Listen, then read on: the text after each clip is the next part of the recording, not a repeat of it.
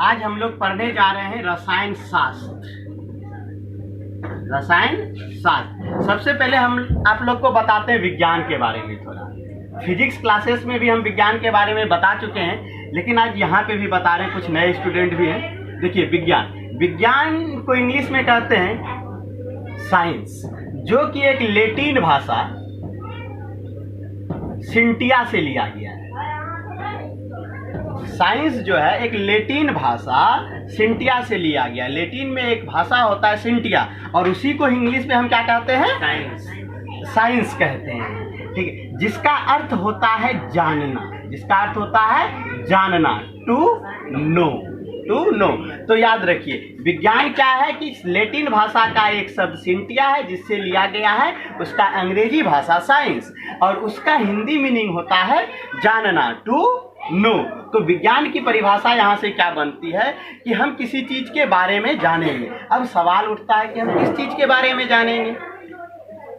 तो देखिए ऐसे तो हम बहुत सारे आप एग्जाम्पल्स पढ़े होंगे और परिभाषा भी पढ़े होंगे। किसी भी चीज के विशेष ज्ञान को क्या कहते हैं कि विज्ञान कहते हैं। नहीं, ऐसे जो है ये सारे के सारे परिभाषे सिर्फ जो है ना सुनने में अच्छा लगता है, आपको इसमें से नंबर नहीं मिलेगा। नंबर लाने के लिए आपको एक सटीक परिभाषा देना पड़ता है। तो विज्ञान जो होता है किसी प्रायोगिक परीक्षण और तर्क के आधार पर दिए ज्ञान को क्या कहते हैं? हम विज्ञान कहते हैं। तो ये विज्ञान की बात थी। विज्ञान को बहुत सारे भागों में क्या किया गया? विभाजित किया गया है, बांटा गया है। लेकिन मेनली जो हम 11th-12th में पढ़ते हैं, तीन ही टाइप का विज्ञान पढ़ते हैं। एक होता है आपका भौतिकी, जिसको हम फिजिक्स कहते हैं, दूसरा होता है केमिस्ट्री, और तीसरा होता है बायो। फिजिक्स के बारे में हम आपको फिजिक्स में बता चुके हैं, केमिस्ट्री के बारे में आज पढ़ेंगे, और बायोलॉजी का क्लास आज शाम में स्टार्ट होगा, तब जाके वहाँ पे हम इसके बारे में आपको बताएंगे। तो चलते हैं केमिस्ट्री, रसायन शास्त्र, जिसको क्या कहते हैं? रसायन शास्त्र। तो देखिएगा रसायन शास्त्र जिसको इंग्लिश में क्या कहते हैं जी? केमिस्ट्री। ठीक है, अध्याय 1 भाग 1। तो सबसे पहला सवाल उठता है कि रसायन शास्त्र कहते किसे? रसायन शास्त्र कहते किसे हैं? तो चलिए देखते हैं रसायन शास्त्र किसे कहते हैं। रसायन शास्त्र कहता है विज्ञान की वह शाखा जिसके अंतर्गत पदार्थ के संगठन और गुणों उनकी संरचनाओं तथा उनमें होने वाले परिवर्तनों का क्या किया जाता है? अध्ययन किया जाता है। वो क्या कहलाता है? रसायन शास्त्र कहलाता है। कहने का मतलब कि रसायन शास्त्र विज्ञान की वह शाखा है। रसायन शास्त्र कहाँ से आया जी? विज्ञान को अभी बांटे थे। तो रसायन शास्त्र विज्ञान की वह शाखा है जिसमें हम मेन रूप से किसके बारे में अध्ययन करेंगे? पदार्थ के बारे में अध्ययन करेंगे। अब पदार्थ जो होता है क्या होता है? पदार्थ में क्या क्या होता है, क्या गुण होते हैं, क्या किससे वो अभिक्रिया करते हैं, उन्हीं के बारे में हमें क्या करना है? पढ़ना है। तो देखिए पदार्थ का संगठन, आखिर वो पदार्थ बना कैसे? पदार्थ बना कैसे, और उसके बाद उसका बनने के बाद उसका क्या गुण, उसके बाद पढ़ेंगे हम उसकी संरचनाएं कैसी होती है, टेढ़ी होती है, मोटी होती है, पतली होती है, कैसी होती है संरचना, तथा उनमें होने वाले परिवर्तन। देखो जैसे रड देखे हो, रड जिससे कि घर बना, छरिया कहते हैं जिसको है, उसको जब आप खुले में रख दोगे तो कुछ दिन के बाद क्या हो जाता है? उसके ऊपर एक भुरभुरा सा क्या हो जाता है? परत चढ़ जाता है ना। क्या चढ़ जाता है? एक भुरभुरा सा परत चढ़ जाता है। तो वो क्या हो गया? परिवर्तित हो गया, और उस परिवर्तन के कारण वो जो क्षण होता है क्या होने लगता है? कमजोर होने लगता है। ठीक है, तो इसके बारे में पढ़ेंगे हम लोग। का अध्ययन ही हमारा क्या कहलाता है? रसायन विज्ञान कहलाता है। क्लियर है? रसायन विज्ञान। उसके बाद चलते हैं रसायन विज्ञानों की शाखाएं। अब रसायन विज्ञान तो हो गया, अब सवाल उठता है कि रसायन विज्ञान में हम पढ़ेंगे किन किन चीजों के बारे में। तो रसायन विज्ञान को हम 4 भागों में बांटते हैं। कितनी शाखाएं होती है? 4 शाखाएं होती है। पहला होता है आपका अकार्बनिक रसायन। क्या होता है? अकार्बनिक। इन सब का डिटेलिंग हम बाद में करेंगे। ठीक है, आप यहाँ से संक्षेप में समझिए। अकार्बनिक, कार्बन नाम में ही क्या लगा हुआ है? अकार्बनिक मतलब वैसा यौगिक जिसमें क्या ना हो? कार्बन ना हो। वैसा यौगिक जिसमें कार्बन ना हो, कार्बन ना हो, क्या कहलाता है जी? अकार्बनिक यौगिक। क्लियर है? उसके बाद आता है कार्बनिक यौगिक। हर चीज का हम लोग डिटेलिंग पढ़ेंगे, ठीक है। अभी यहाँ पे स्टार्टिंग है आपका। उसके बाद आता है आपका कार्बनिक यौगिक। कार्बनिक यौगिक क्या होता है? देखिए, ऑब्वियस सी बात है, अकार्बनिक में कार्बन नहीं था, तो अब कार्बनिक में क्या हो जाएगा? कार्बन रहेगा। तो वैसा यौगिक जिसमें कार्बन उपस्थित रहती है और उसके बारे में जब हम अध्ययन करते हैं तो वो क्या कहलाता है? कार्बनिक यौगिक। उसी तरह भौतिक रसायन क्या होता है? भौतिक रसायन। अब सवाल उठता है भौतिक रसायन किसे कहते हैं? पढ़ेंगे इसका भी डिटेलिंग, इसका भी डिटेलिंग, इसका भी और इसका भी। विश्लेषक रसायन, भौतिक रसायन देखिए क्या होता है। भौतिक रसायन वैसा रसायन होता है जिसमें आप पदार्थ के भौतिक गुण के बारे में क्या करते हैं? जानते हैं, अध्ययन करते हैं कि पदार्थ का भौतिक गुण क्या है, फिजिकल प्रॉपर्टीज पदार्थ की क्या होती है, ठीक है। उसके बाद आता है विश्लेषक रसायन। नेक्स्ट आता है आपका विश्लेषक रसायन। तो देखिए, विश्लेषक रसायन के अंतर्गत हम ये पढ़ेंगे कि एक परमाणु दूसरे परमाणु में किस प्रकार से बदलता है, ठीक है। एक परमाणु दूसरे परमाणु में किस प्रकार से बदलता है और इस परमाणु से इस परमाणु का गुण किस प्रकार से अलग है, भिन्न। क्लियर है? तो इसके अंतर्गत क्या पढ़ेंगे? पर एक परमाणु जो है किसमें बदलेगा? मान लो कि एक कोई परमाणु है वो B+C में बदल गया। क्या हो गया? B+C में बदल गया। अब इसका गुण और इसके गुण में क्या कोई अंतर है? क्या कोई अंतर है? अगर यदि अंतर है तो किस प्रकार का अंतर है, अगर यदि अंतर नहीं है तो किस प्रकार का अंतर नहीं। तो उन सब चीज के बारे में हम कहाँ पढ़ेंगे? विश्लेषक रसायन में पढ़ेंगे। तो समझ में आया? रसायन विज्ञान एक बार और कर देते हैं। आप लोग उतार भी सकते हैं, वीडियो रोक के आप लोग उतार लीजिएगा। विज्ञान की वह शाखा जिसके अंतर्गत पदार्थों का संगठन और गुणों और उनकी संरचनाओं तथा उनमें होने वाले परिवर्तनों के बारे में हम अध्ययन करते हैं, क्या कहलाता है?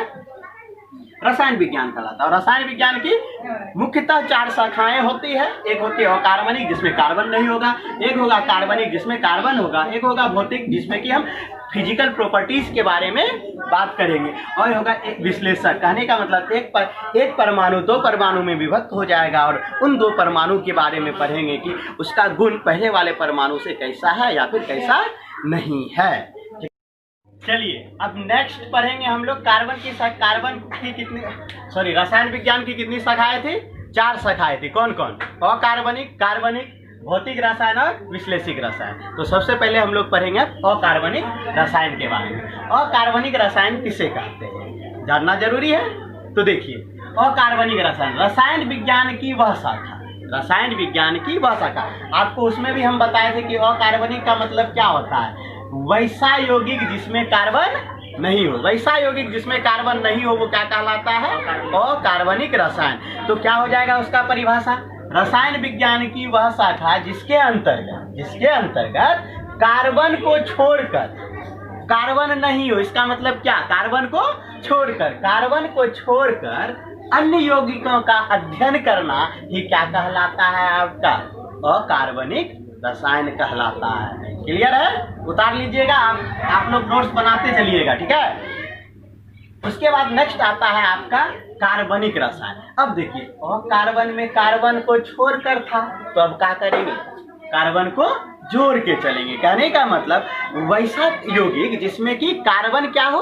उपस्थित हो, वो क्या कहलाएंगे? आपके कार्बनिक यौगिक कहलाएंगे। बिल्कुल सही। चलिए, रसायन विज्ञान की तो परिभाषा क्या बन जाएगा? रसायन विज्ञान की वह शाखा जिसके अंतर्गत कार्बन के यौगिकों का क्या किया जाता है?